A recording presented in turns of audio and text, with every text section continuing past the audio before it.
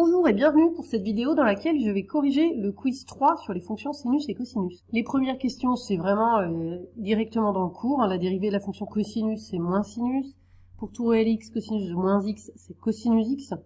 Et ça, le fait que cosinus moins x égale cosinus x, eh bien on dit que la fonction, elle est paire. Je vous rappelle que la fonction sinus, elle est impaire. Et après, il y a plein de fonctions qui ne sont ni l'un ni l'autre. Comme la fonction est paire, eh bien sa courbe est symétrique par rapport à l'axe des ordonnées, une symétrie axiale. Et comme la fonction est périodique de période 2π, la courbe est invariante par translation de vecteur 2πi.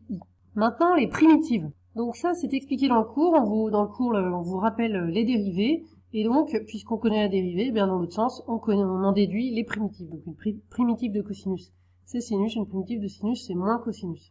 Et ainsi, les réponses dans le quiz. Et enfin, dernière question, on demande le calcul de l'intégrale de 0 à pi sur 4 de sinus x et x. Alors, je rappelle ce qu'on vient juste de voir, qu'une primitive de sinus, c'est moins cosinus. Donc, on peut commencer le calcul de l'intégrale. Tout d'abord, entre crochets, j'écris la primitive avec toujours les bornes en haut et en bas des crochets. Donc, une primitive ici, moins cosinus x. Et puis, on commence par écrire cette primitive avec la valeur du haut, pi sur 4, moins la primitive avec la valeur du bas. Donc, ça donne moins cosinus pi sur 4, moins cosinus 0. Cosinus pi sur 4, ça vaut racine de 2 sur 2, et puis, donc, moins, là, ça fait plus, et cosinus 0, ça vaut 1. Donc, on obtient ce résultat, c'est-à-dire la réponse C.